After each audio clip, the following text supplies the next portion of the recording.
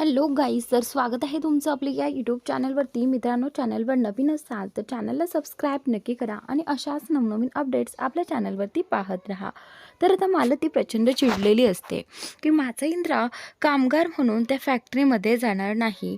आणि त्यावेळी आता इथे राणी जी आहे ती कामगाराचं महत्त्व इथे मला तिला पटवून सांगत असते आणि म्हणत असते की काय झालं, इंद्रजीत सर कामगार म्हणून फॅक्टरीमध्ये गेले तर मालती मॅडम, प्रभू श्रीरामांना देखील वनवास भोगावा लागला होता आणि अशी वेळ प्रत्येकावर येते आणि म्हणून हार मानायची नसते. हे पहा, आपण जर वनवास भोगला तर आपल्याला काहीतरी चांगलं मिळेल आणि त्याचा शेवट हा गोडच होत असतो आणि आपल्याला पाहिजे ते नक्की मिळणार.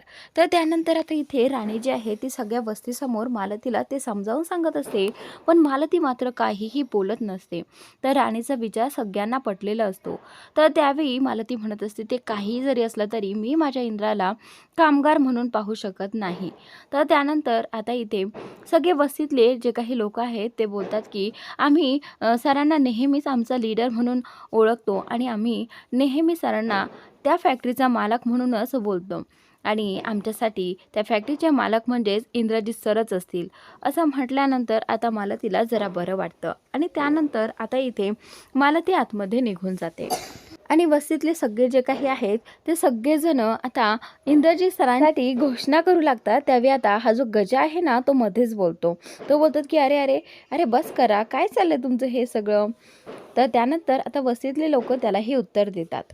त्यानंतर आता इंद्रा देखील स्वतः बोलतो की काहीही झालं तरी मी आता हा वनवास भोगायला तयार आहे आणि मला माझी फॅक्टरी, माझं घर सगळं काही परत मिळवायचं आहे आणि त्यासाठी मी मेहनत करायला तयार आहे.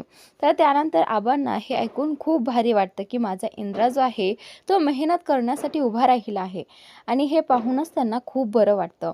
त्यानंतर आता राणी जी आहे ती आता तिच्या घरी आलेली आहे. ती पाहते की मालती मॅडमनी तो शर्ट जाळला आहे जो कामगार म्हणून इंद्रजीत सरांना दिला होता. पण आता तो जाळल्यानंतर त्यांना दुसरा शर्ट तर हवा असेल ना, म्हणूनच आता तो शोधण्यासाठी राणी तिच्या घरी आली आहे. कारण तिचा शर्ट तिच्याकडे होता तर तो शोधत असते तो गाठोड्यामध्ये. तर त्यावेळी आता इथे राणीची आई बोलते की राणी, तुला जराही काही वाटत नाही का गं? इंद्रजीत सर कसं त्या फॅक्टरीमध्ये काम करतील सांग ना तू.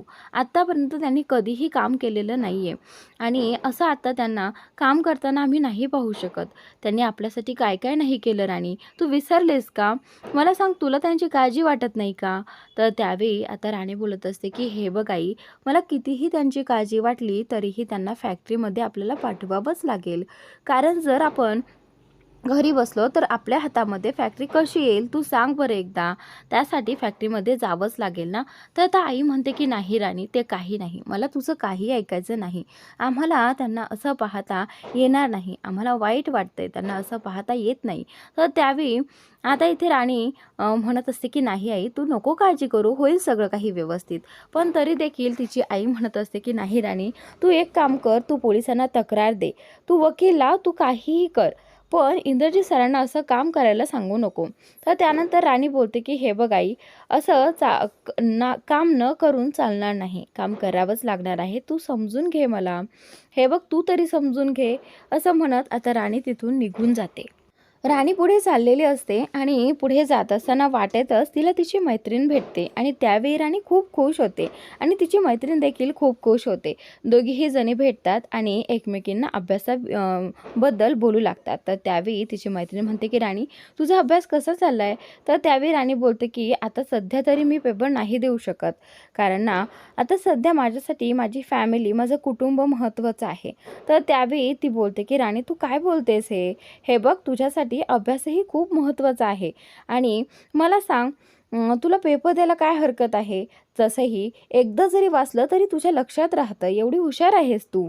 मग मग काय हरकत आहे पेपर द्यायला? तर आता राणी म्हणते की नाही, माझं कुटुंबात जरा प्रॉब्लेम चालू आहेत, त्यामुळे आत्ता तरी मी विचार नाही करत, मला आत्ता तरी पेपर नाही द्यायचेत. तर त्यावेळी तिची मैत्रीण तिला समजावण्याचा प्रयत्न करत असते, पण राणी तिचं काही एक ऐकत नाही आणि तिथून निघून जाते. ज्यावेळी राणी आणि तिची मैत्रीण बोलत असतात त्याचवेळी इंद्राने राणीचं आणि तिच्या मैत्रिणीचं बोलणं ऐकलं आहे आणि त्यालाही राणीसाठी वाईट वाटलं, पण त्याने मनात ठरवलं की नाही, राणीने पेपर दिलेच पाहिजे. तर लगेचच तो गोट्याला फोन करतो आणि गोट्याला सगळं काही सांगतो. आणि आता इंद्रा तिच्यासाठी एक सरप्राईज प्लॅन करणार आहे. तर आता इकडे ही जी मालती आहे घरामध्ये, ती तिचा जो काही स्टोव आहे तो रिपेअर करत असते, पण तिला ते जमत नसतं. तर त्यावेळी ती तणतण करत असते, म्हणत असते की काय आहे हे, मला तर ना वैताग आला आहे नुसता. खरं तर इथे राहण्यातच काही अर्थ नाही. मी काय म्हणते, आपण जाऊयात ना माझ्या भावाकडे. तिथे मस्त आपण राहू, खाऊ व्यवस्थित. इथे राहण्याची काय गरज आहे मला सांगा बरं. तर त्यावेळी आबा तिथे असतात आणि आबांशी ती बोलत असते. पण आता आबा म्हणत असते की नाही मालती, हे बघ, असं करून नाही चालणार. आपल्याला असं पळकुट्यावानी पळून जाऊन नाही चालणार. आपल्याला या सगळ्याशी सामना केलाच पाहिजे. तर त्यानंतर आता मला ती म्हणत असते की काय सामना करणार आहात? मला सांगा ना, वैताग आला इथे. इथे राहायचं कसं? इथे रोज झोपायचं कसं? त्यानंतर रोज चहा चपाती कशी खायची? मला तर कळतच नाही आहे. तुम्हाला सगळं काही कसं ॲडजस्ट होतं? खरं तर तुम्हाला, मला आणि इंद्राला सवय नाही आहे या सगळ्याची. किती दिवस आपण इथे राहणार आहोत सांगा ना मला. तर आता मला ती हट्ट करत असते की आपण माझ्या भावाच्या घरी जाऊ. तेवढ्यातच तिथे राणी येते. राणीच्या हातात तो कामगाराचा पोशाख असतो आणि त्यावेळी ती पाहते, आली अवदासा. लगेच मला ती राणीला बोलते आणि त्यावेळी आबा जे आहे ते राणीला बोलतात की राणी, तो जो काही युनिफॉर्म आहे, तो जो काही कामगारांचा पोशाख आहे, तो माझ्या हातात दे. आणि एक काम कर, तू इंद्रा कुठे गेलाय ते बघून ये जरा. तर त्यावेळी राणी मला तिच्या बोलण्याकडे दुर्लक्ष करते आणि बोलते की हो आबा. असं म्हणत आता राणी जी आहे ती बाहेर पडते आणि इंद्राला आवाज देऊ लागते. तिला माहीत नसतं की सर आता कुठे गेलेले आहेत. त्यावेळी तिने बरेच आवाज दिले आणि त्यानंतर इंद्रा जो आहे तो तिच्या पाठीमागून आला आणि अचानक तिचे डोळे दाबले. डोळे दाबल्यानंतर आता इथे राणी बोलू लागते की काय आहे, कुणीतरी बघेल, असं काय करताय तुम्ही? तर त्यावेळी सर जे आहे ते बोलतात. इंद्रा बोलतो की हे बघ राणी, कुणी पाहणार नाही. एक काम कर, तू माझ्याबरोबर चल, तुझ्यासाठी एक सरप्राईज आहे. तर त्यानंतर राणी बोलते की काय आहे? तर त्यावेळी राणीला इंद्रा जो आहे तो तसेच डोळ्यावरती हात ठेवून पुढे नेतो आणि पुढे नेल्यानंतर थोड्याच वेळाने तिला डोळे उघडायला सांगतो. राणी पुढे पाहते तर छानपैकी मस्त टेबल सजवलेला असतो, काही पुस्तकं असतात आणि अभ्यास करण्यासाठी तिथे उजेड देखील असतो. राणीला ते पाहून प्रचंड बरं वाटतं, खूप छान वाटतं तिला.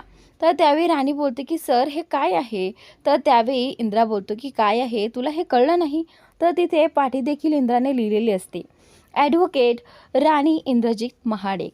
तर त्यावेळी इंद्रा सांगू लागतं की ही आमच्या वकिलाची अभ्यास करण्याची जागा आहे. तर त्यानंतर राणी बोलते की काय आणि अभ्यास?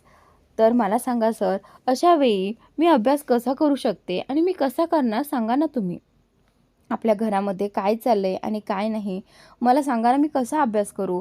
तर त्यावेळी इंद्रा बोलतो की मला माहीत आहे राणी, तू सगळं काही ॲडजस्ट करू शकतेस आणि तू अभ्यास देखील करू शकते.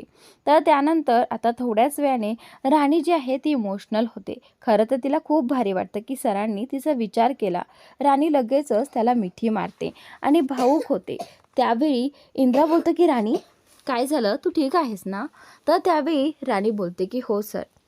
तर राणी जी आहे ती त्याला एकदम घट्ट मिठी मारून थांबलेली असते आणि इंद्राला बरं वाटत असतं की राणीने स्वतः त्याला मिठी मारली.